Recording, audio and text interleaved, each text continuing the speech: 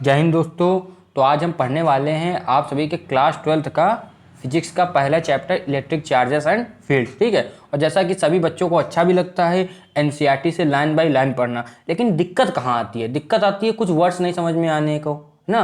और जो English medium के उनको तो सबसे ज़्यादा दिक्कत होती है। क्यों? क्योंकि आप नेटिव स्पीकर तो हो नहीं, तो आपकी इंग्लिश इतनी अच्छी होती नहीं है। बस ये है जिसके पास एक्सपीरियंस होता है, जो अच्छे से फिजिक्स को जानता है या फिर किसी पर्टिकुलर सब्जेक्ट को जानता है, उसे इतनी प्रॉब्लम नहीं होगी, चाहे हिंदी हो चाहे इंग्लिश हो। तो इसलिए मैंने क्या कर रखा है कि जो आपका है इलेक्ट्रिक चार्ज एंड फील्ड, उसको एनसीईआरटी से पढ़ेंगे, अच्छे से पढ़ेंगे, एक एक शब्द को जानेंगे। और जो शब्द एनसीईआरटी छोटे शब्दों में बहुत बड़ी बात कही जाती है उसको हम लोग डिकोड भी करेंगे। ठीक है। जो वो समरी है उसको हम क्या करेंगे, डिकोड करके उसको ब्रीफ में नहीं, उसको एक्सटेंड वर्जन में पढ़ेंगे। तो आपको करना क्या है? कुछ नहीं करना है, अंत तक लेक्चर में बने रहना, पहला काम ये है। फिर दूसरा क्या है, अगर आपको अच्छा लगे तो आप सब्सक्राइब करके जरूर जाना और लाइक कर देना अगर अंत में लेक्चर अच्छा लगे। और अगर ऐसी चीज़ अगर अपने दोस्तों से शेयर करोगे तो बाद में डिस्कशन करोगे तो नॉलेज और बढ़ेगी। तो अपने अच्छे दोस्तों से भी आप शेयर कर सकते हो जो पढ़ने वाले बच्चे हैं। ठीक है। चलो इसी के साथ हम लोग स्टार्ट करेंगे। अब जैसे ये चैप्टर है, अगर इसकी पीडीएफ किसी को चाहिए एनसीईआरटी की है तो आप इसको स्कैन कर लेना। बाकी अब हम लोग पढ़ने वाले हैं इंट्रो, सीधा चैप्टर ही स्टार्ट करते हैं। इसमें से आपका लिखा हुआ है इंट्रोडक्शन में, all of us have the experience. ठीक है। All of us have the experience of seeing a spark or hearing a crackle when we take off our synthetic cloth or sweater, particularly in a dry weather. Have you ever tried to find any explanation for this phenomena? Another common example of electric discharge is the lightning that we see in the sky during the thunderstorm. We also experience sensation of shock either while opening the door or car और holding the iron bar of a bus after sliding for अमर seat. ठीक है। कुछ आपको झटके जिससे कभी कभार लगते होंगे, झटका टाइप का, अगर इतनी से कहीं हाथ लग गया ना, स्वेटर से कभी कभार क्रैक की आवाज़ आती है, या फिर जो आपके बिजलियाँ चमकती हैं, तो ये सब डेली फिनोमिना जो है ना, फिनोमिना जो है इनके आपको मतलब वो मेन कोड रीजन क्या है इसके बारे में ये पूछे। कभी आपने सोचा होगा ना, इंट्रोडक्शन में आपको बातें बताएंगे पहले। तो कहने the reason for this experience is discharge of electric charge through our body. तो इनके रीजन क्या होते हैं? इनके रीजन होते हैं जो आपका इलेक्ट्रिक चार्ज डिस्चार्ज करता है आपकी बॉडी से। अगर अभी किसी को कुछ नहीं समझ में आ रहा तो अभी ये केवल भूमिका है, क्या है चार्ज डिस्चार्ज क्या सब समझ में आएगा। Which were accumulated due to rubbing insulating surfaces, है ना, रबिंग इंसुलेटिंग सरफेस। अब ये इंसुलेटिंग सरफेस क्या सब अभी समझ में आएगा, ये तो अभी भूमिका है केवल। ठीक है। You might have also hear that due to this generation of static electricity, this is precisely the topic, है ना। ये स्टैटिक इलेक्ट्रिसिटी से होता है। अब ये डायनेमिक इलेक्ट्रिसिटी और स्टैटिक इलेक्ट्रिसिटी क्या होती है सब समझ में आएगा। ठीक है। अगर थोड़ा सा बता दें तो जहां चार्ज रुका हुआ होता है उसको स्टैटिक इलेक्ट्रिसिटी कहते हैं, जहां चार्ज मोशन कर रहा होता है वहां डायनेमिक इलेक्ट्रिसिटी या फिर नॉर्मल करंट इलेक्ट्रिसिटी हो जाता है। Static means anything that does not move और चेंज विद टाइम। ठीक है। Electrostatic deals with the study of forces, fields, potential arising from the static charge. तो जो आपका इलेक्ट्रोस्टैटिक्स है वो डील करता है study of forces, field, potential and arising from the static charges. तो स्टैटिक चार्जेस से जो आपकी फील्ड आती है, पोटेंशियल आती है, इसके बारे में कौन पढ़ता है? इलेक्ट्रोस्टैटिक। देखो नाम देखो, इलेक्ट्रो यानी कि आपका इलेक्ट्रॉन से आया है। ठीक है। स्टैटिक रुका हुआ, जो रुका हुआ हो उसके बारे में पढ़ना हम लोगों को। ठीक है। और थर्ड चैप्टर जो होगा उसमें हम लोग पढ़ेंगे करंट इलेक्ट्रिसिटी। करंट माने चलना होता है, धारा होता है। तो जहां करंट इलेक्ट्रिसिटी आएगा वहां मोशन ऑफ चार्ज आएगा, वो बात की बात है। अभी हमें पढ़ना इलेक्ट्रोस्टैटिक्स। ठीक है। वर्ड को समझना हर चीज का, तभी आपको मजा आएगा। चलो इतनी बातें क्लियर हुई ना। अब देखो यहाँ पर सबसे पहले डिफिनीशन आएगी, सबसे पहले बात करेंगे इलेक्ट्रिक चार्ज की। Historically the credit of discovery of the fact that amber rubbed with wool और silk cloth attract like object goes to Thales of Miletus. ठीक है। इन्होंने बताया था ना, जो क्रेडिट है डिस्कवरी का किसका? आपका चार्ज अट्रैक्ट करता है। रब्ड मतलब अगर आप लकड़ी से सिल्क क्लॉथ को आप करोगे तो अट्रैक्ट करने लगता है वो लाइट ऑब्जेक्ट को। इसे पेपर है, ऐसे आपने सर में कभी क्या किया होगा ना, आपने पटरी जो है उसको रब किया होगा, जो स्केल होती है इसको हिंदी में इंग्लिश में कहते हैं। ठीक है। रब किया होगा, फिर छोटे छोटे कागज के टुकड़े आप उठाते होगे तो वो उठ जाता होगा। ऐसा हुआ है कि नहीं? ये चीज़ हुई होगी ना। तो ये चीज़ जो है अच्छे समझना, ये चीज़ आप ये नॉर्मली ऐसा हुआ होगा। ठीक है। तो ये किसकी वजह से होता है अच्छे से समझना। ये इसलिए होता है क्योंकि ये चार्ज का अभी आगे बताएंगे चार्ज क्या होता है, चेंजमेंट होता है, चार्ज इधर से उधर ट्रांसफर होता है, ये अभी आगे आपका आएगा। ठीक है। ये जो मिलेटस थे कहाँ थे? क्या आपके ग्रीस के, Greece around 600 BC। The name electricity is coined from the Greek word. जो इलेक्ट्रिसिटी वर्ड है ये भी आपका कहाँ से आया है, ग्रीक वर्ड से ना, जिसका मतलब क्या होता है आपका इलेक्ट्रॉन मीनिंग एम्बर।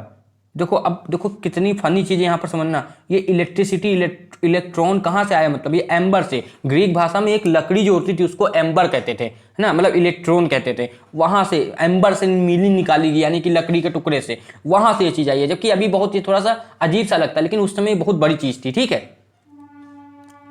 अब देखो इसमें पहले एक एक्सपेरिमेंट जो ऊपर हुआ है वो हम लोग देख ले। देखो इसमें क्या हुआ है, आपका ये जो है ये ग्लास रॉड है, यहाँ पर कैसा आ गया है, जब हमने इसको जो सिल्क का थ्रेड था या सिल्क का कपड़ा था इसके पास रखा तो इसमें पॉजिटिव चार्ज आ गया। अच्छे समझना, अब ये चार्ज पॉजिटिव निगेटिव क्या, अभी सब समझ में आएगा, ठीक है। अभी इलेक्ट्रिक चार्ज क्या सब समझ में आएगा, ठीक है। हर बॉडी जो होती है वो इलेक्ट्रिकली ज़्यादातर न्यूट्रल होती है। जैसे अपनी बॉडी है, आप लोगों की ह्यूमन बॉडी इलेक्ट्रिकली न्यूट्रल है। मतलब क्या, जितना आपके अंदर पॉजिटिव चार्ज है उतना निगेटिव चार्ज है। चार्ज एक क्या होता है, ये इंट्रिंसिक प्रॉपर्टी होती है किसकी, आपके बॉडी की, जो जिसकी वजह से इलेक्ट्रिक और मैग्नेटिक फील्ड आपको महसूस होती है। इतना भी डिफिनेशन जानना, ठीक है, जिसकी वजह से आपको इलेक्ट्रिक और मैग्नेटिक फील्ड महसूस होती है, ठीक है। मतलब जो मेनली चार्ज पार्टिकल ही को होगी, ठीक है, मेनली। अब देखो अगर आपने एक सिल्क का थ्रेड लिया या कपड़ा लिया, अगर ग्लास रॉड को उसमें आपने क्या किया, रब किया, तो ग्लास रॉड के बाद पॉजिटिव चार्ज आएगा और सिल्क के बाद निगेटिव जाएगा, ठीक है। अब ये कॉन्सेप्ट ऐसा समझो, अब निगेटिव पॉजिटिव का मतलब क्या, अगर आप शुरुआत में बता देंगे ना, वैसे एनसीईआरटी शुरुआत में नहीं बताती, लेकिन अगर आप शुरुआत में जान लोगे तो मुझे ऐसा लगता है कि आपको लास्ट में बहुत अच्छे से समझ में आएगा। तो जो आपका इलेक्ट्रॉन है वो ट्रांसफर हो जाता है किसमें, आपका सिल्क में, तो सिल्क हो जाता है निगेटिव चार्ज। और किससे इलेक्ट्रॉन चला गया ज्यादा था, ग्लास के, तो ग्लास में कुछ ये नहीं कि ग्लास में नया पॉजिटिव चार्ज आ गया, नहीं, ग्लास से निगेटिव चार्ज चला गया, तो ग्लास के पास क्या ज्यादा हो गया, मान लो 50-50 है उनके पास पॉजिटिव और निगेटिव। लेकिन अब हुआ क्या, 50 पॉजिटिव है उसके पास, लेकिन 4-5 निगेटिव चले गए, तो कितने पॉजिटिव हो गया, 5, वही पॉजिटिव दिखने लगा। यही प्लास्टिक रॉड के साथ किया, सिल्क के साथ, तो सिल्क पॉजिटिव हो गया और प्लास्टिक रॉड आपका निगेटिव हो गया। अब एक चीज देखना, निगेटिव प्लास्टिक रॉड को प्लास्टिक रॉड के सामने ले जाओगे, ठीक है, तो दोनों निगेटिव आपके क्या करेंगे, रिपेल करने लगेंगे। अब इसमें क्या हुआ देखो, अब ग्लास पॉजिटिव हो चुका है और जो आपका प्लास्टिक रॉड है निगेटिव हो चुका है। अब आप क्या करोगे, इन दोनों को पास लेके जाओ। जैसे इन दोनों को पास ले जाओगे ये लोग अट्रैक्ट करेंगे, क्यों, क्योंकि पॉजिटिव निगेटिव है ना, जो आपके पॉजिटिव निगेटिव अट्रैक्ट करते हैं और निगेटिव और पॉजिटिव रिपेल करते हैं। रिपेल माने दूर भागना, अट्रैक्ट माने पास आना, ये चीज होगी, ठीक है। इतनी चीज पूरी क्लियर है कि नहीं, ये चीज यहां पर देखो फिगर बना हुआ है ये पूरा, ठीक है। अब इसके बाद क्या है, many such pairs of material known which on rubbing could attract light object like straw, pitballs and bits of paper, ठीक है, इन सबको ये अट्रैक्ट कर सकते हैं। आपने कभी किया भी होगा वो स्केल वाली बात जो भी बताई। It was observe that if two glass rod रब विद वूल और सिल्क क्लॉथ और board close each other they repel each other, ठीक है। इन्होंने कहा है दो हमने ग्लास रॉड को रब किया सिल्क से, मैं भी उसकी बात कर ही चुका हूं, तो वो आपस में रिपेल करेंगे, क्यों, क्योंकि ग्लास निगेटिव लेके दोनों को पॉजिटिव दे रहा है। अब दोनों पॉजिटिव हैं, दोनों सेम हैं, जब सेम है तो दोनों क्या करेंगे, रिपेल करेंगे। अगर दोनों अलग अलग चार्ज होते तो अट्रैक्ट करते। चार्ज का एक फिनोमिना है कि जो सेम वाइज होते हैं वो अट्रैक्ट, वो क्या कहते हैं आपका रिपेल करते, जो अपोजिट होते हैं वो अट्रैक्ट करते, जो कि नेचर का बेसिक लॉ है, इसमें कुछ नया भी नहीं है, ठीक है। हमेशा अपोजिट चीजें जो होंगी वो अट्रैक्ट करेंगी और हमेशा जो सेम होंगी, सेम चीजें हमेशा रिपेल करेंगी, ठीक है। The two strands of wool or two pieces of silk cloth with which the rod were rubbed also repel each other, ठीक है ना। अब जो सिल्क क्लॉथ है अगर उनको, है ना,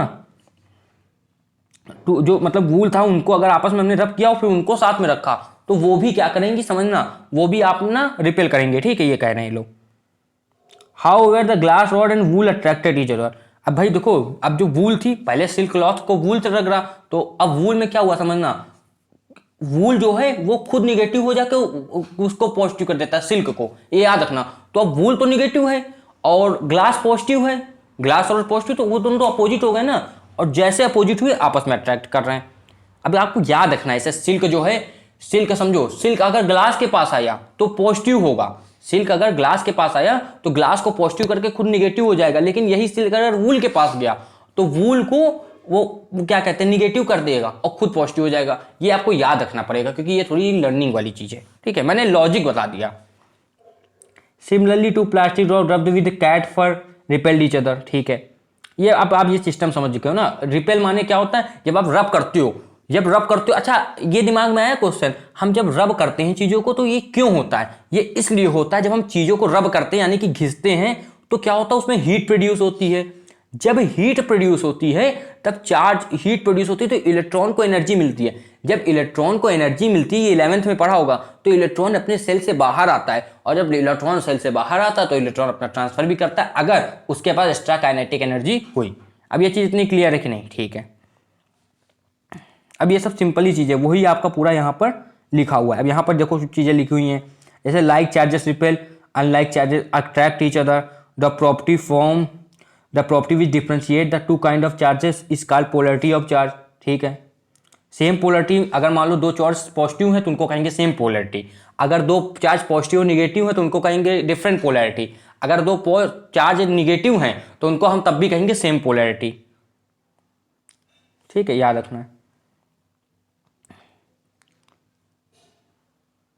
Thus charge acquired after rubbing are lost when the charge bodies are brought in contact. The charges acquired after rubbing are lost when the charge bodies are brought in contact.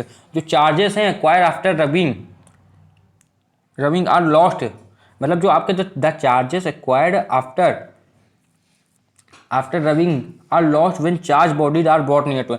मान लो जो charge particle है वो अपनी जो वो है, जो charge उनके अंदर प्रॉपर्टी है ना, वो लूज कर देंगे अगर आपने उनके बगल में चार्ज बॉडी रख दी। क्यों? क्योंकि भाई जिनके पास कम ज्यादा होगा आपस में बदल लेंगे और दोनों आपस में न्यूट्रल हो जाएंगे। एक बार न्यूट्रल हो गए तो एक दूसरे का साथ छोड़ देंगे। ठीक है, what can you conclude from these observation? It just tell us that unlike charges acquired by the object neutralize or nullify each other effect. अगर अनलाइक चार्जेस हैं, एक पॉजिटिव है एक निगेटिव है, तो दोनों साथ में आएंगे और साथ में आके दोनों क्या करेंगे, एक दूसरे को नलीफाई न्यूट्रलाइज कर देंगे। ठीक है, ये चीज होगी। Therefore, the charges were named as positive and negative by the American scientist Benjamin Franklin. सब लोग जानते होंगे बेंजामिन फ्रैंकलिन को, जितने ज़्यादा इन्वेंशन इन्होंने किए हैं, मतलब 90% जितने इन्वेंशन इन्होंने किए हैं वेस्ट में किसी ने नहीं किए, इनके 90% इन्वेंशन इनके हैं बेंजामिन फ्रैंकलिन के लिए। आप चाहे गूगल करके देखना, इतने सारे इन्वेंशन है। ठीक है, अगर जिसको इन्वेंशन पता हो वो 4-5 इन्वेंशन लिखना, 50 इन्वेंशन है 4-5 लिख देना जिसको पता हो इनके बारे में। By convention, the charge on glass rod or cat fur is called positive and on plastic rod or silk termed as negative। ठीक है, तो भाई जो पॉजिटिव है वो किसमें, ग्लास रॉड में आता है, और प्लास्टिक और सिल्क में कैसा, निगेटिव आता है। ठीक है, if an object possesses electric charge it is said to be electrified or charge, when it has no charge it said to be electric neutral. अगर कोई पार्टिकल का चार्ज है तो उसको आप लोग कहोगे वो कैसा है, इलेक्ट्रीफाइड है और चार्ज है, और अगर उसी के पास चार्ज नहीं तो उसको आप कहोगे नलीफाई है या फिर इलेक्ट्रिकली न्यूट्रल है। अब इसमें लिखा है simple apparatus to detect the charge on a body is a gold leaf electroscope, it consist of a vertical metal. अब आपको चार्ज जो है उसको डिटेक्ट करने के लिए एक इलेक्ट्रोस्कोप है, गोल्ड लीफ वो होता है, वो यहाँ पर दिया हुआ है, यहाँ पर कहीं शायद दिया होगा, एनसीईआरटी में देख लेते हैं। हाँ, ये देखो पूरा दिया हुआ है ना, यहाँ से जो है इससे आप चार्ज को डिटेक्ट कर सकते हो ना। ये गोल्ड लीफ वाली होती है, यहाँ पर रबर होता है, ये मेटल नॉब होती है, यहाँ पर चार्ज आप जो है यहाँ से पता लगा ले सकते हो ग्लास विंडो से। भाई रब वब करके पूरा सिस्टम यहाँ पर होता है। ठीक है, इसको कभी एनसीईआरटी में जल्दी आपके मतलब पेपर में नहीं पूछा जाता। भाई हाँ, ये पूछ सकते हैं कि चार्ज का पता किससे लगाते हो, तो इलेक्ट्रोस्कोप से, गोल्ड लीफ इलेक्ट्रोस्कोप से, बस इतना याद रखना। अब चलो जो बहुत ज़्यादा पूछा था, बेसिक प्रॉपर्टी ऑफ चार्ज, ये पढ़ते हैं। Basic properties of electrical charge, ठीक है, या फिर electric charge. We have seen that there are 2 types of charges. ठीक है, there are 2 types of charges, namely positive and negative, and their effect tend to cancel each other. Hence we shall now describe some other properties of electric charge. ये तो हम जान गए कि positive negative ये भी एक प्रॉपर्टी है। If the size of charge bodies are very small as compared to the distance between them, we treat them as a point charges. All the charge content of a body assumed to be concentrated at one point in space. जो किसी body में कोई charge है तो जब हम लोग calculation करेंगे तो उसको सेंटर में या फिर एक किसी पॉइंट ऑफ एस्पेक्ट में मान लेंगे कि यहां पर पूरा चार्ज है बॉडी का। ठीक है, चलो अब एडिटिविटी ऑफ चार्ज क्या होता है। We have not yet given quantitative definition of a charge, we shall follow up with the next section. We shall tentatively assume that This can be done and proceed if a system contains 2 point charges Q1 and Q2. The total charge of the system you obtain simply by adding. तो additive कुछ नहीं होता, मान लो आपको 4 charge दिए हुए हैं Q1, Q2, Q3, Q4, आपस में उन्हें ऐड कर दो, ठीक है। अब ये ऐड कैसे होते हैं, ऐड थोड़ा करने का तरीका अलग है। ऐड करने का तरीका क्या अलग है? अच्छा, सब लोग इंटीजर के बारे में जानते हैं। इंटीजर आपसे कहते हैं हम करें, इंटीजर आपको 4 दिए हुए हैं, -4, -5, +5, +4, तो आपसे कहेंगे इन चारों को ऐड कर दो, तो आप ऐड करोगे, नॉर्मली एडिशन करोगे तो आंसर 0 आएगा। वही इसमें होता है, आप सारे चार्जों को ऐड करो लेकिन उनके साइन के साथ, निगेटिव के साथ आगे माइनस लगा दो, पॉजिटिव के साथ आगे प्लस लगा दो, ऐड करोगे, जो आंसर आएगा वही आंसर होगा। कभी कभार चार्ज माइनस भी आ सकता है, एसएस में दिया हुआ है, कभी कभार प्लस भी आ सकता है, ये देखो। अब चार्ज इज कंजर्व्ड, अब ये देखो क्या है, बहुत अच्छी चीज है। We have already hinted to the fact that when bodies are charged by rubbing, there is a transfer of electron from one body। ये मैं पहले बताया हमने कि चार्ज जो होता है वो ट्रांसफर ऑफ इलेक्ट्रॉन होता है। No new charge are either created or destroyed. A picture of particle electric charge enable us to understand the idea of conservation of charge. When we rub two bodies, what one body gains in charge, the other body loses। भाई अगर हम दो body को रब करते हैं तो एक से इलेक्ट्रॉन जाके दूसरे के ऊपर बैठ जाता है, बस इतना याद रखना, ठीक है। चार्ज जो होता है टोटल बॉडी का, हमेशा आपका क्या होता है, total charge of an isolated system is always conserved, ठीक है। यही कंजर्वेशन ऑफ चार्ज होता है कि charge can neither be created nor be destroyed. जैसे मास का था, mass is conserved, mass can neither be created nor be destroyed but can transfer from one body to another body. किसी form में change कर सकते हो, transfer भी नहीं होता मास का, तो ठीक है। It is not possible to create or destroy net charge carried by an isolated system, although the charge carrying particle can be created or destroyed। समझो, चार्ज कैरिंग पार्टिकल्स कैन में बी क्रिएटेड और destroyed, particles बनते रहते हैं। अब कैसे, देखो नीचे एग्जांपल पक्का दिया होगा प्रोटॉन न्यूट्रॉन का। In a process some time nature create charge particle. कम, हाँ देखो नेचर भाई कुछ भी कर सकती है, तो नेचर कभी चार्ज पार्टिकल बनाती है। अब देखो नेचर भी नहीं बना सकती, जो है वो है। हाँ, शुरुआत में कभी बिग बैंग हुआ तो बनी होगी। देखो इसमें अच्छी चीज देखो, एनसीईआरटी कितना डिटेल में बताती है, मतलब कितना अच्छा समझाती है। डिटेल में नहीं है लेकिन अगर जो समझ जाए, देखो क्या लिखा है, a neutron turns into a proton and electron.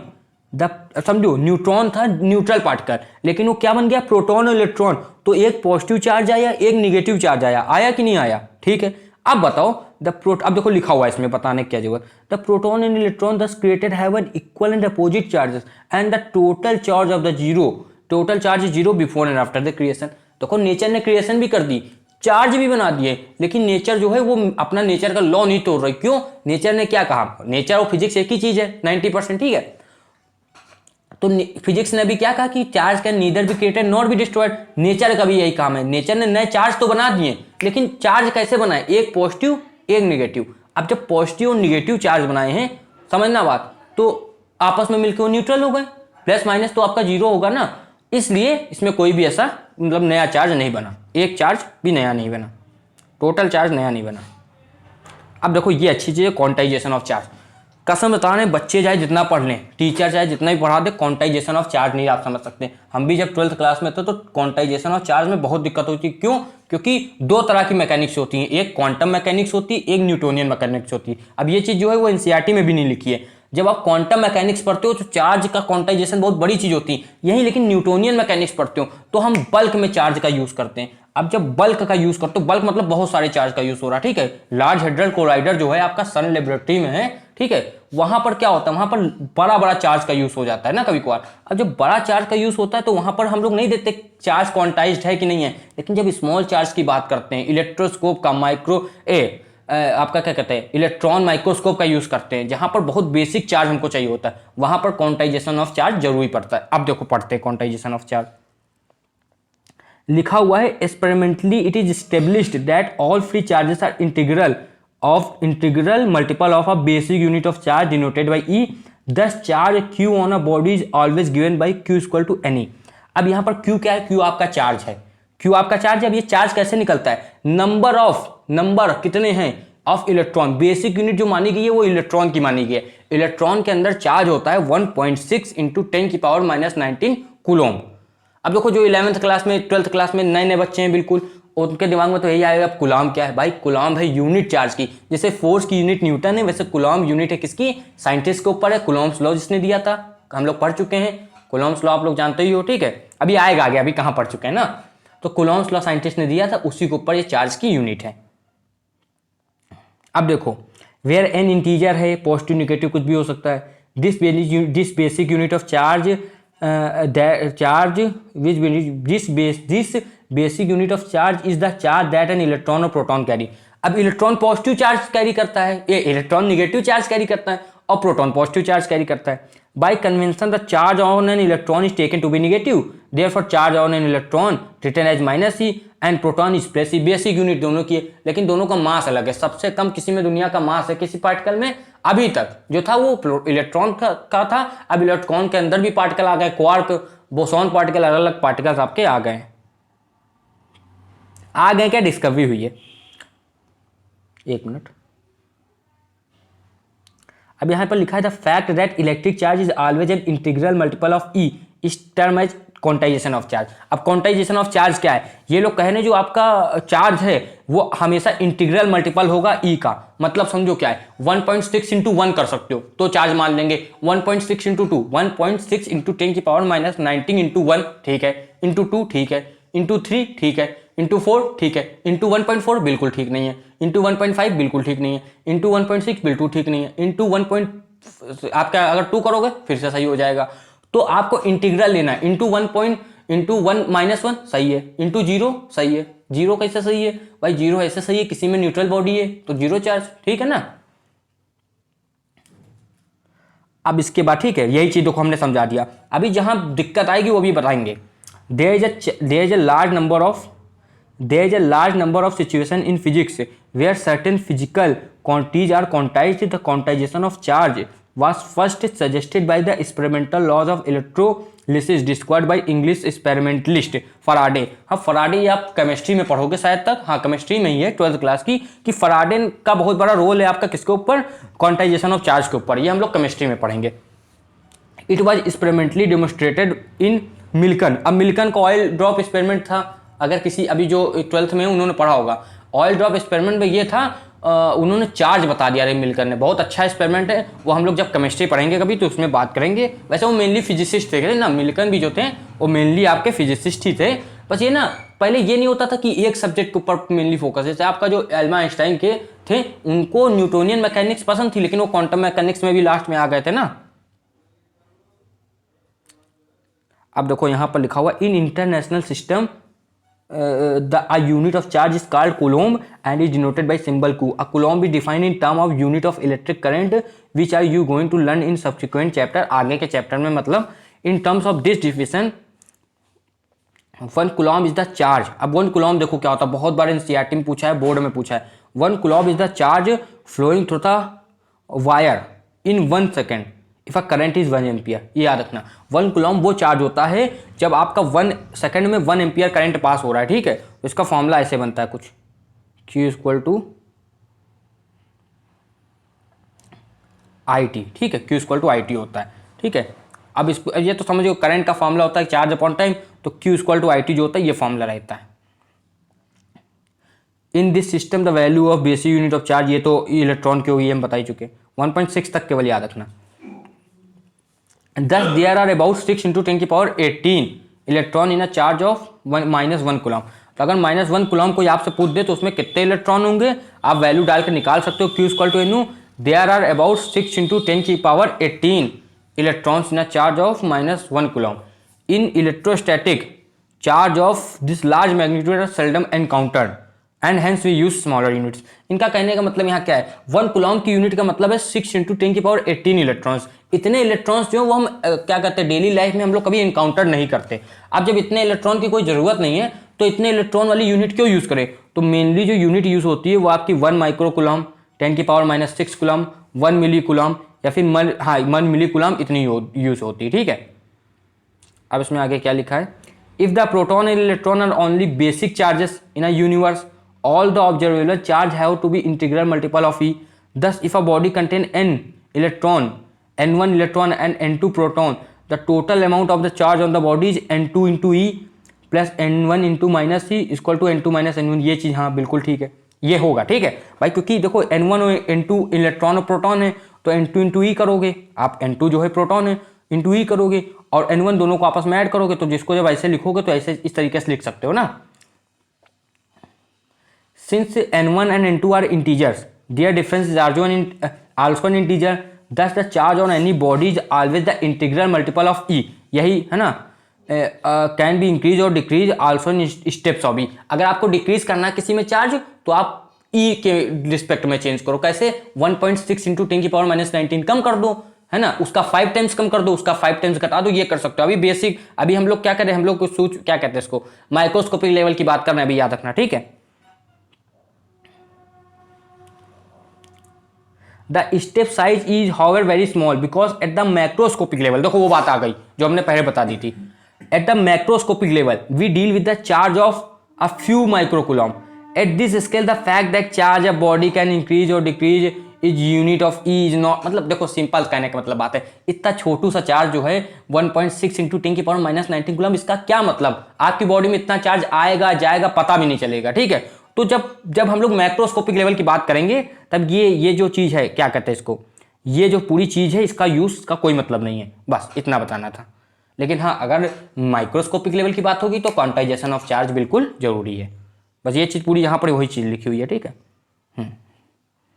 अब आगे आपका सबसे पहला लॉ, कूलॉम्स लॉ। अब आप ये कह सकते हो जो कूलॉम्स लॉ है वो चीटिंग है न्यूटन्स के लॉ की, ठीक है। क्योंकि जैसे जैसे न्यूटन ने अपना ग्रेविटेशनल का लॉ बताया, वैसे वैसे समझ लो बगल में बैठे थे कूलॉम, उन्होंने अपना, मतलब ये कहने की बात है, ठीक है, वो अपना लॉ बना दिया उन्होंने, या फिर कहो उनके पास इतना दिमाग था कि उन्होंने बना दिया। अब इन्होंने देखो क्या बातें कही हैं। Coulomb law is a quantitative statement about the force between the 2 point charges when the linear size of the charge bodies are much smaller than the distance separating them, the size may be ignored and the charge bodies are treated as point charges. Coulomb measured the force between 2 point charges and found that it varied inversely of the square of their distance between the charges and was directly proportional to the product of magnitude to the charges. अब ये क्या है? Newton ने क्या कहा था, अगर दो पॉइंट मासेस हैं तो उन दोनों का जो उनके ऊपर जो ग्रेविटेशनल फोर्स लग रही है वो उनके मासेस के डायरेक्टली प्रोपोर्शनल है, मल्टीप्लाई के मतलब मल्टीपल के, और उनके जो डिस्टेंस है उनके बीच की उसके इनवर्स स्क्वायर के इक्वल, यानी कि अपॉन में स्क्वायर कर दो डिस्टेंस का, ठीक है। इन्होंने सेम क्या कहा, इन्होंने कहा, देखो इन्होंने वही चीज कहा, इन्होंने कहा चार्ज के डायरेक्टली प्रोपोर्शनल जो इलेक्ट्रोस्टैटिक फोर्स है, इस फोर्स का नाम क्या होगा, इलेक्ट्रोस्टैटिक, ठीक है, और जो बीच की डिस्टेंस है उसका इनवर्सली स्क्वायर लॉ फॉलो होगा, ये चीज इन्होंने कही, ठीक है। अब एक चीज देखो अच्छे से देखना, ये तुम्हारे कौन है, यही है, देखो इनकी शक्ल यही है, चार्ल्स अगस्टीन डी कूलॉम, ठीक है, या कूलॉम। अब इन्होंने ये लॉ दिया Q1 एंड Q2, देखो सेम वही चीज है। अब यहाँ पर जो समझने वाली बात है केवल वो समझो, इसमें फोर्स जो आई इलेक्ट्रोस्टैटिक वो आपकी आई K Q1 Q2 upon R square. अब वहां पर G था ग्रेविटेशनल कांस्टेंट, यहाँ पर K है आपका इलेक्ट्रोस्टैटिक कांस्टेंट, लेकिन इसकी इतनी औकात नहीं जितनी आपके किसकी ग्रेविटेशनल लॉ की है, ग्रेविटेशनल कांस्टेंट की। क्यों? क्योंकि वो UGC है, यानी कि यूनिवर्सल ग्रेविटेशनल कांस्टेंट। अब यूनिवर्सल ग्रेविटेशनल कांस्टेंट जो है वो यूनिवर्सली प्रूव्ड है, वो आप ब्लैक होल के अंदर भी लगा लो जाके, है ना, उसके अंदर क्या वो नहीं पता, लेकिन वहां तक लग जाएगा। लेकिन K की वैल्यू 2-2 कदम में चेंज होती रहती है, इसलिए K जो है वो यूनिवर्सल वैल्यू नहीं है बस, और दोनों वैल्यू एक्सपेरिमेंट से आई हैं। में लिखा how did Coulomb arrive at this law of experiment, तो भाई बहुत सारी मेहनत करके आए थे उन्होंने, टॉर्जन बैलेंस किया, ये सब आपको बातें इतनी नहीं पढ़नी। क्यों? देखो यार कहानी नहीं पूछी जाती पेपर में, पढ़ाने तो पढ़ा दे कि इन्होंने एक्सपेरिमेंट किया, बहुत बार फेल हुए हैं, ये एनसीईआरटी में लिखा है रिपीटिंग दिस प्रोसेस, और बहुत बार किया, है ना। फिर उन्होंने क्या किया, 2 चार्जेस को साथ में रखा, फिर चार्ज से क्या किया, देखो कहानी कहो तो बता दें, उन्होंने क्या किया, एक चार्ज को रखा, एक उसके बगल में नॉन चार्जेबल बॉडी रखी, तो उसका चार्ज क्यों था, दोनों बराबरी डिस्ट्रीब्यूट हो गया, फिर अपना दिमाग चलाया, फिर भाई साइंटिस्ट तो था ही बंदा, तो धीरे धीरे उन्होंने निकाल दिया, ठीक है। और यहां से उनकी देखो, अब ये एक चीज यहां देख लो जो आता है, यहां पर लिखा है वैल्यू ऑफ की जो K है, K की जो वैल्यू है वो आपकी 9 × 10⁻9 होती है, ठीक है। K को कहते क्या है, इलेक्ट्रोस्टैटिक कांस्टेंट कहते हैं, ठीक है, याद रखना, ठीक है। अब जी अगर आप सबकी वैल्यू यहाँ पर Q1 Q2 सबकी वैल्यू क्या कहते हैं, आप 1 रख दोगे तो आपकी जो फोर्स आती है वो क्या आती है, आपकी 9 × 10⁻9 कूलॉम आती है। यहाँ पर एक डिफिनीशन जो है वो बहुत पूछी जाती है, याद रखना, that is 1 coulomb is a charge that when placed at a distance of 1 metre apart another charge. अगर एक चार्ज जो है वो 1 मीटर की दूरी में रखा जाए दूसरे चार्ज से, ठीक है, in vacuum experience and electrical force और रिपल्सन, ये 1 कूलॉम की डिफिनीशन है दूसरी वाली, याद रखना, ठीक है। तो यही आपका 1 कूलम्ब होता है, ठीक है, यही आपका होता है 1 कूलम्ब जब वो इतनी फोर्स एग्जर्ट करे, ठीक है। 1 coulomb is evidently too big to be used in practice in electrostatic, 1 user smaller unit 1 milli coulomb, ये तो बात हो ही चुकी है। अब देखो ये भी एक वैल्यू है भाई, के की वैल्यू होती है 1/4 पाई एप्सिलॉन नॉट, जो आपकी इसकी वैल्यू होती है वो क्या होती है 1/4 पाई एप्सिलॉन नॉट, ये वैल्यू होती है। अब ये जो वैल्यू है एप्सिलॉन नॉट, इसको हम लोग कहते हैं permittivity of free space, permittivity, याद रखना परमिटिविटी ऑफ फ्री स्पेस, ठीक है। ऐसा ही मिलता जुलता एक टर्म आएगा। अगर देखो अगर आपको समझ में आए तो बताना, इसके साथ मैग्नेटिक फील्ड चैप्टर ज्यादा सही रहेगा, क्यों? क्योंकि दोनों में सीक्वेंस बहुत ज्यादा है। तो परमिटिविटी ऑफ फ्री स्पेस आए तो हमेशा मैग्नेटिक फील्ड का होगा, और परमिटिविटी ऑफ फ्री स्पेस आए तो वो हमेशा इलेक्ट्रिक फील्ड होगा, ठीक है। अब इसकी वैल्यू भी देख लो एप्सिलॉन नॉट की क्या है, इसकी वैल्यू है 8.854 into 10⁻12 coulomb newton inverse metre inverse square, ठीक है। अब ये जो यूनिट है ये कहाँ से आई भाई, इसको सॉल्व कर लेना, यूनिट आ जाएगी। देखो इसको सॉल्व करोगे आप, यहाँ से आप यूनिट निकाल सकते हो, और जिसको नहीं निकालना आता, अगर यूनिट अभी तक नहीं निकालना आता तो अपना इसी चैनल में लेक्चर पड़ा है डायमेंशनल एनालिसिस का, तुरंत जाके इसके बाद तुम वो लेक्चर देखना, ठीक है, क्योंकि वो 11th का पार्ट है। अब बहुत छोटा लेक्चर है, ज़्यादा बड़ा नहीं है, 15-20 मिनट के अंदर निपटा दिया। Since force is a vector it is better to write coulomb line a vector form. देख लो, अब बहुत बच्चे वेक्टर से डरते हैं, 11th में नहीं पढ़ा होगा, वेक्टर से आसान कोई चीज़ है ही नहीं, ठीक है। एक मिनट, तो अब ये देखो आपका वेक्टर फॉर्म देखो कैसे कहाँ पर है, ये साइड में बनी हुई है ये वेक्टर फॉर्म। मान लो दो चार्ज इन्होंने रख लिए हैं Q1 और Q2, ठीक है। अब देखो इसमें एक चीज़, अब जो बोल रहे वो समझना, लिखा हुआ है वो भी सही है, बोल के ज़्यादा अच्छा समझ में आएगा।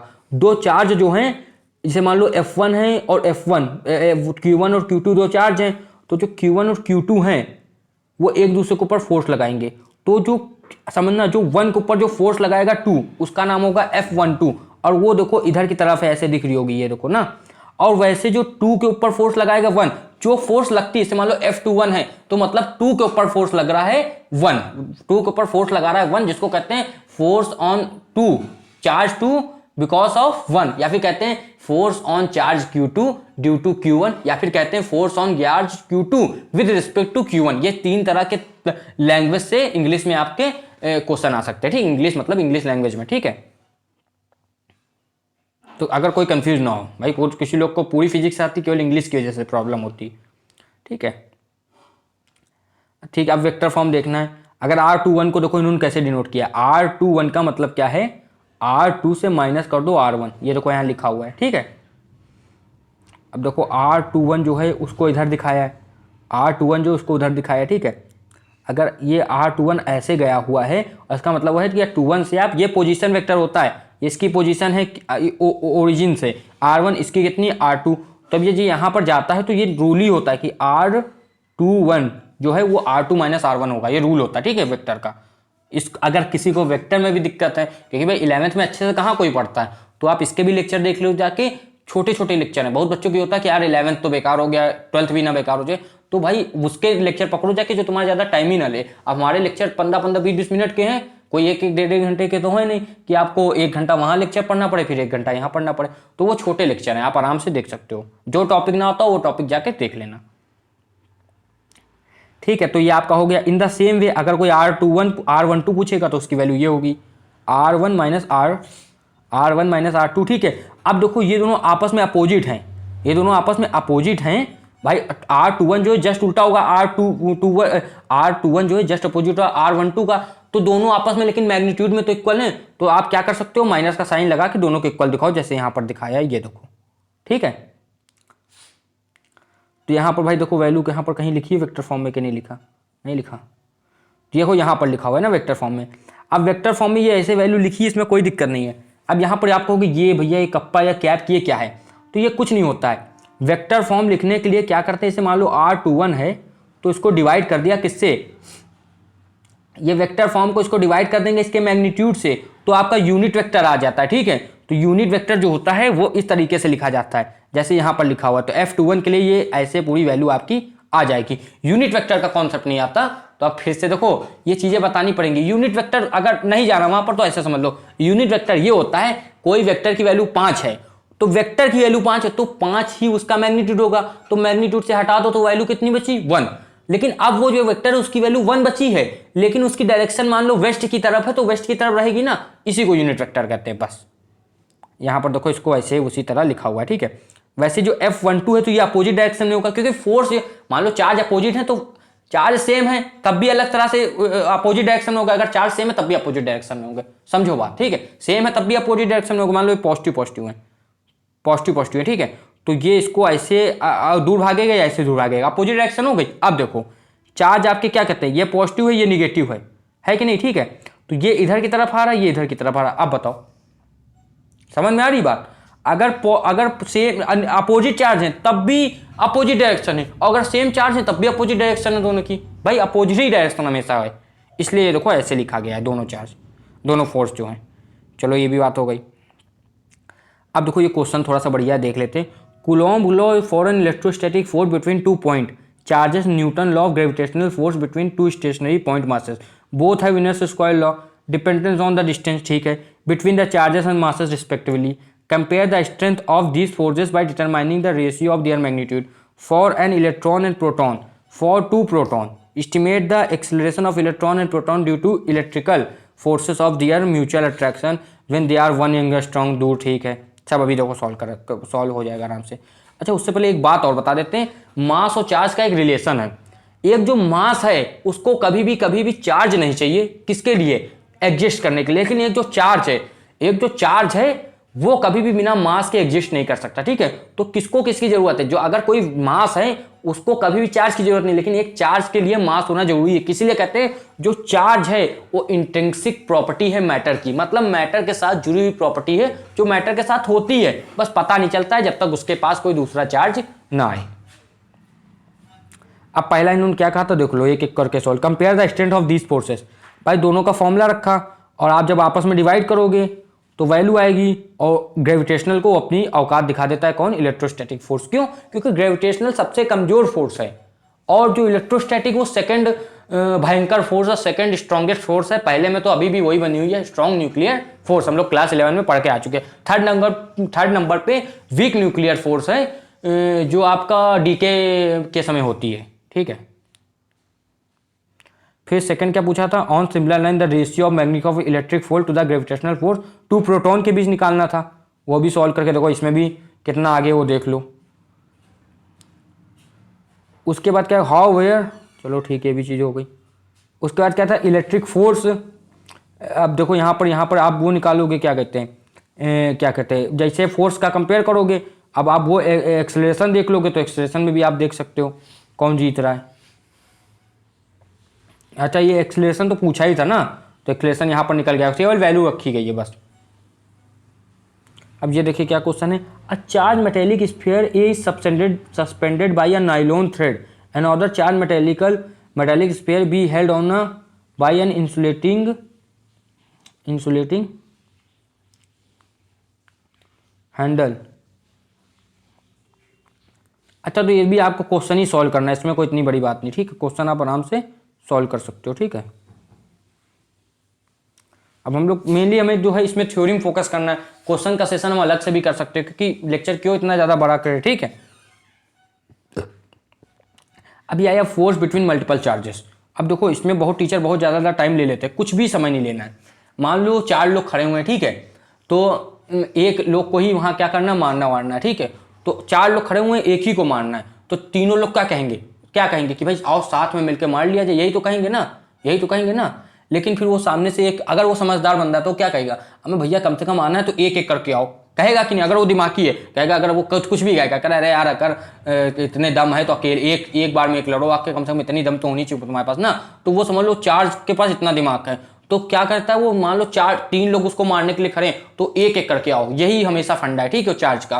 तो मान लो 3 लोग उसके ऊपर फोर्स लगा रहे हैं तो एक बार में एक ही लोग फोर्स लगाएगा, जब तक 2 लोग चुपचाप बैठे रहेंगे, फिर दूसरा आएगा तो फिर 2 लोग फिर बैठे रहेंगे, फिर तीसरा आएगा तो आपका 1 और 2 वाले बैठे रहेंगे। बस यही आपका फोर्स बिटवीन मल्टीपल चार्जेस होता है, ठीक है, समझ में आई बात। और हमेशा ऐसे पूछेंगे force on 1 charge due to 2 3 4, ठीक है। ये आराम से आप निकाल दोगे। देखो यहाँ पर वही चीज़ है, और वेक्टर हमने फॉर्म बताई दी। यहाँ पर ये आपका ऐसे है। अगर पूछा जाए, ये देखो 1 के ऊपर फोर्स पूछा है, 1 के ऊपर 2 की वजह से, 1 के ऊपर 3 की वजह से इंडिपेंडेंट है। 3 वाली फोर्स 2 के लिए इंडिपेंडेंट है, 2 वाली 3 के लिए इंडिपेंडेंट है, क्योंकि अपना जो चार्ज है 1 वाला वो स्मार्ट है, ठीक है। और मल्टीपल चार्जेस होंगे तो आप ऐसे निकाल सकते हो। ये तो भाई पढ़ाई है, किसमें पढ़ाई हम लोगों ने, मैथ में ना।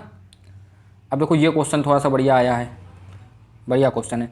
Consider 3 charges Q1, Q2 and Q3 each equal to Q at the vertices of an equilateral triangle on side L।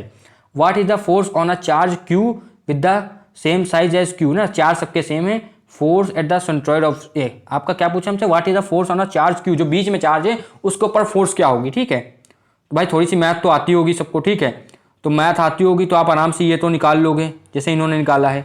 AD की वैल्यू निकाला है पाइथागोरस थ्योरम लगा के 3√3/2L, ठीक है, निकाल लोगे। वैसे इसको हाफ करोगे, वैसे इसको हाफ करोगे आप तो ये वैल्यू निकल के आ जाएगी, ये वैल्यू निकल के आ जाएगी। ये निकाल ली जैसे, क्योंकि हमको मिनिमम डिस्टेंस लेनी होती। Force on F1, F2, F3 आप निकाल लोगे Q की वजह से कितनी है, ये यहाँ पर वैल्यू आ गई है। सिंपल फॉर्मूला लगाना है केवल, ठीक है, डिस्टेंस वाला K Q1 Q2 upon R² का। लास्ट में आप देखोगे कि वहाँ पर जो फोर्स है वो 0 है। क्यों है मैं अभी तुरंत आपको बता देता हूँ। देखो भाई ये वाली फोर्स जो है ये ऐसे जाएगी और ऐसे जाएगी, बीच में 90 का एंगल बनेगा तो सीधे एक फोर्स ऐसे निकलेगी, और नीचे वाली सीधे ऐसे लग रही है। सारों आपस में इंक्लाइन है, तो आपको क्या करेंगे, वो कैंसिल करेंगे, और जो बीच वाली है उसमें फोर्स एकदम 0 लगेगी, ठीक है। यह वाला क्वेश्चन वैसा ही है, थोड़ा सा ट्रिकी हो सकता है, आप अपने मन से ये करोगे, ठीक है। इसमें भी देखो 0 ही आंसर आया, तब तो ट्रिकी भी नहीं है। अब आई इलेक्ट्रिक फील्ड, ये क्या होता है, बहुत अच्छी चीज़ है, अच्छे से समझना, ठीक है। ये कह रहे हैं let us consider a point charge Q place in a vacuum at a origin O। If we place in another charge Q at a point where OP equal to R, then the charge Q will exert a force on Q as per coulomb law, ठीक है। We may ask the question, if charge Q is removed then what is left in the surrounding, is there any nothing. If there is nothing at that point P, then how does a force act when we place a charge on Q। बहुत बढ़िया question देखो भाई, क्योंकि scientist ने question पूछा कहते हैं Coulomb law की बात हमने मान ली। कूलॉम ने कहा कि एक चार्ज यहाँ रखा है लेफ्ट में, दूसरा 5 मीटर दूर में, तो जो बड़ा वाला चार्ज है छोटे ऊपर फोर्स एडजस्ट करेगा, ठीक है। अगर वो चार्ज हटा दिया जाए छोटा वाला, तो वो क्या करेगा, तो वो क्या कर रहा है, वो चार्ज वहां पर क्यों बना हुआ है, वो क्या ऐसा कर रहा है जो कि मतलब सिग्निफिकेंट है, वो कैसे उसको अट्रैक्ट करा। फिर यहीं पर एक कॉन्सेप्ट आता है इलेक्ट्रिक फील्ड का। इलेक्ट्रिक फील्ड का कॉन्सेप्ट कुछ इस प्रकार है कि जो आपका जो कोई चार्ज है वो अपने अंदर से तरंगे निकालता है, वो भी जिसको नाम दिया गया इलेक्ट्रिक फील्ड के ना। और वो तरंगे क्या करती हैं, वो किसी चार्ज पार्टिकल के ऊपर ही प्रयोग करती है। जैसे आपके अगल बगल इलेक्ट्रिक फील्ड है ना, लेकिन आपको नहीं पता चल रहा, क्यों, क्योंकि आप जो हो इलेक्ट्रिकली न्यूट्रल हो। अगर आपके अंदर कोई चार्ज होगा तो क्या करेगा, चेंजमेंट आएगा, ठीक है। अब यहां लिखा हुआ है in order to answer such question, the early scientists introduced the concept of field, ठीक है। According to this, we say that the charge Q produces an electric field everywhere in the surrounding. When another charge Q brought at some point P, the field there act on it and produces a force. The electric field produced by the charge Q at point R is given as, किस तरह वो दी गई है, देखो लिखा हुआ है, देखते हैं। ये इस तरह दिया गया 1/4πε0 अपॉन Q अपॉन R², जिसको हम लोग कहते हैं KQ अपॉन R²। अब ये वेक्टर फॉर्म में दिया हुआ है, ठीक है। ये एन कैप मैंने बता दिया ये क्या चीज होती है, ठीक है।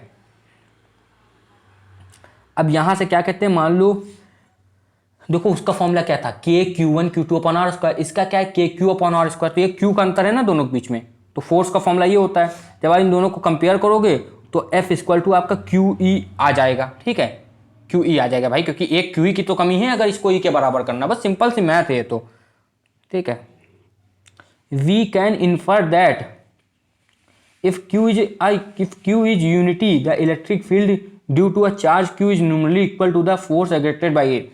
Thus, the electric field due to charge Q at a point in space may be defined as the force that a unit positive charge would experience if placed at that point, ठीक है। तो वो charge वो करेगा, अपने अंदर महसूस करेगा, ठीक है। यहीं से एक फॉर्मूला ये भी आता है, ये आप फॉर्मूला केवल याद रखो भाई, फॉर्मूला बना है केवल, ठीक है। फोर्स जो है वो अपॉन चार्ज कर दोगे तो इलेक्ट्रिक फील्ड आती है, कितनी फोर्स लग रही है, किस चार्ज के ऊपर लग रही है, अगर ये पता चल जाए तो कितनी इलेक्ट्रिक फील्ड है पता चल जाएगा। ये तो भी बच्चों वाली चीज़ है फिर, ठीक है। अब यहाँ लिखा है note that electric field E due to Q though defined operationally in terms of some test charges, Q is independent of Q, ना on some test charge Q is independent of Q. This is because F is proportional to Q, so that F upon Q does not depend on Q. The force F on the charge Q due to charge Q depend on the particular location of charge Q, which may take any value in the space around the charge. अब ये कह रहे हैं कि जो value है electric field के लिए ये स्मॉल चार्ज क्यू के ऊपर नहीं डिपेंड करती, ये आपकी डिपेंड कर जाती किसके ऊपर, कितनी दूर है उसकी वैल्यू उसके ऊपर। तो चीज़ ठीक है, तो हमको पता है कि डिस्टेंस के ऊपर करती है। For a positive charge electric field भी डायरेक्टेड रेडियली आउटवर्ड, अगर जो इलेक्ट्रिक फील्ड है पॉजिटिव चार्ज के लिए वो बाहर निकाली जाती है तो कन्वेंशन ही है। On the other hand the source if the source charge is negative the electric field vector at each point points radially inward, मतलब इलेक्ट्रिक फील्ड दिखेंगी कि अंदर की तरफ जा रही हैं उसी की, बस अंदर की तरफ बार बार जाती रहेंगी, बस ये पॉइंट बता रहे हैं इलेक्ट्रिक फील्ड के ना, याद रखना। Since magnitude of force on a charge q due to charge big q, आप इसको स्मॉल को टेस्ट चार्ज मानना, उसको आपको क्या मेन चार्ज मानना। Only on distance of the charge Q from charge Q बोल रहे तो स्मॉल क्यू बिग क्यू याद रखना, ठीक है, यही नजरें बनाए रखो। The magnitude of electric field will also depend only on distance r, ठीक है, अगर फोर्स आर डिस्टेंस में डिपेंड है तो वो भी आपका आर डिस्टेंस पर डिपेंड है। Thus at equal distance from charge q the magnitude of electric field is same, the magnitude of electric field की बात हो रही है, is due to a point charge is the same on sphere with the point charge at centre, in other word it has a spherical symmetry, याद रखना है आपको, ठीक है। स्फेरिकल सिमेट्री होती है electric field due to system of charges, भाई ये नहीं बताने वाले, क्यों, देखो सेम फोर्स का कॉपी पेस्ट कर दिया, सेम फोर्स के बारे में पढ़ा था, सिस्टम ऑफ चार्जेस जिसको कहते हैं पोजीशन ऑफ चार्जेस, ये देखो सेम कॉपी पेस्ट, बस एक क्यू की कमी है वो आप लोग लगा लेना, क्यू की कमी नहीं है, क्यू लगाना ही नहीं है, लगाओगे तो फिर फोर्स बन जाएगा, ठीक है। अब फिजिकल सिग्निफिकेंस क्या है, ये तो एनसीईआरटी में क्वेश्चन भी आते हैं।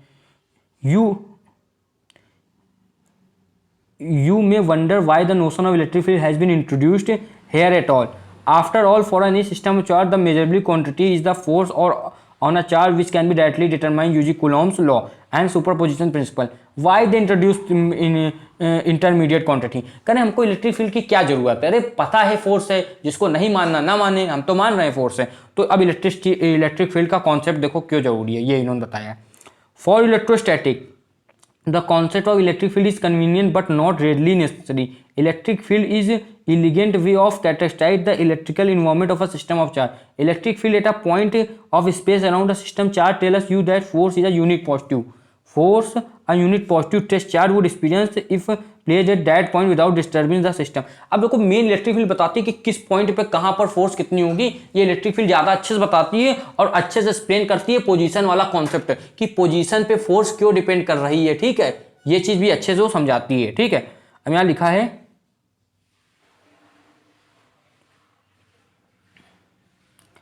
लिखा है electric field is a characteristic of a system of charge is independent of test charge that you place at any point determine the field, आप कहीं भी उसको प्लेस कर सकते हो। The term field in physics generally refer to the quantity that is defined at every point in space and may vary from point to point. Electric field is a vector field since force is a vector quantity. The true physical significance of the concept of electric field however emerges only when we go beyond electrostatic and deal with the time dependent electromagnetic phenomena. हम ज़्यादा deep में जब जाते हैं तो हमको और अच्छे से आपको पता चलेगा कि इसका यूज़ क्या है, ठीक है। अभी फिलहाल के लिए जिसमें है वही चीज़ सफिशिएंट रहेगी, ठीक है। ये क्वेश्चन देखना बढ़िया है।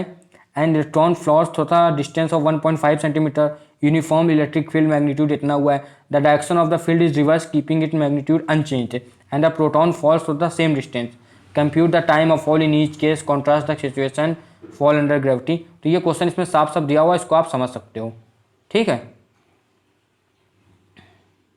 अब ये देख लो इलेक्ट्रिक फील्ड लाइंस क्या होती हैं, बढ़िया चीज़ है। इलेक्ट्रिक फील्ड लाइन से we have studied electric field line in last section, it is a vector quantity and can represent as we represent vectors. Let us try to represent E due to a point charge pictorially, let the point charge be placed on origin, draw vector pointing along the direction. देखो ये कैसे, ये electric field क्या होती है, imaginary lines होती हैं जो किसी भी चार्ज पार्टिकल के बीच से निकाली जाती है। देखो ये बनी हुई है, ठीक है। जितनी ज़्यादा डेंसिटी होगी इलेक्ट्रिक फील्ड लाइंस की, मतलब समझ दो उतनी ज़्यादा स्ट्रॉन्ग इलेक्ट्रिक फील्ड है। ये ऐसी होती हैं, ठीक है। इनकी प्रॉपर्टी केवल आपको मेन देख लेना है। अब पॉजिटिव से दूर निकलती हैं और निगेटिव के अंदर आती हैं। इसमें प्रॉपर्टी लिखी होगी तो देख लेते हैं, तो हम बता ही देंगे खुद ही। हाँ देखो, field lines start from positive charge end in negative charge. If there is a single charge they may be start or end infinity. देखो स्टार्ट कराओ और कह दो एंड इंफिनिटी में करे, कोई फिक्स मामला नहीं है, क्योंकि इमेजिनरी चीजें हैं। In a charge free region electric field lines can be taken to be continuous curve without any break. अब फ्री चार्ज रीजन वहां पर कंटिन्यूस चलती रहेंगी। Two field lines can never intersect. क्यों? क्योंकि एक फील्ड लाइन अगर उसको हम देखते हैं तो उसका टेंजेंट एक जगह को देता है ना। दूसरी फील्ड लाइन होगी वो दूसरे टेंजेंट दूसरी डायरेक्शन देगी। अगर आपस में क्रॉस करेंगे तो सेम पॉइंट पे दो इलेक्ट्रिक फील्ड लाइंस बनेंगी, जो कि पॉसिबल नहीं है और जो कि एब्सर्ड है, यानी कि बेतुकी बात है। इसलिए ये चीज पॉसिबल नहीं है, ठीक है। Electrostatic field line do not form any close loop. अब क्लोज लूप क्या होता है? जो मैग्नेटिक फील्ड लाइंस होती हैं वो क्लोज लूप बनाती है, मतलब पूरा चक्कर बंद करती है। लेकिन मैग्नेटिक फील्ड लाइंस के अंदर ऐसा नहीं होता, अंदर वो क्लोज लूप नहीं बनाती, ठीक है। आपको याद रखना है। तो आज का एक काम किया जाता है, इससे अब जो आपका इलेक्ट्रिक फ्लेक्स है ये हम लोग कल से कर लेते हैं ना, ज़्यादा बड़ा लेक्चर क्यों करें। और ये जो चीज़ है आपकी, ये देख लो, ये पॉजिटिव से आती है और निगेटिव में जाती है, पेनिट्रेट होती है, खत्म हो जाती है, क्लोज लूप नहीं बनाती, ये भी आपको दिख रहा है। अब मैग्नेटिक फील्ड लाइन क्या होती है कल बताएंगे। अगर पॉजिटिव वाली हैं तो दूर भाग जाएंगी, ठीक है। ये देखो ये अंदर आ रही निगेटिव के, अगर क्यू बड़ा है मतलब पॉजिटिव तो बाहर भाग रही, ठीक। ये चीज़ इतनी समझ में आई। अब इलेक्ट्रिक फ्लेक्स जो है उसको हम लोग कल से पढ़ेंगे, ठीक है, क्योंकि वो डिटेल में थोड़ा सा पढ़ेंगे, थोड़ा आपका माइंड भी फ्रेश रहेगा, ठीक है। तो आज के लिए क्या करते हैं हम लोग, इतना ही लेक्चर रखते हैं। जिसको अच्छा लगा हो आप शेयर जरूर करना, चैनल को सब्सक्राइब जरूर करना, ठीक है। और जिसको ये लेक्चर अच्छा लगा हो अपने क्लास 12 के दोस्तों के साथ शेयर जरूर करना। और जो जेईई मेंस और एडवांस की तैयारी कर रहे हैं उनको जरूर शेयर करना, क्योंकि एनसीईआरटी जो होती है वो बेसिक होती है। और पढ़ाई करते रहिए। जय हिंद।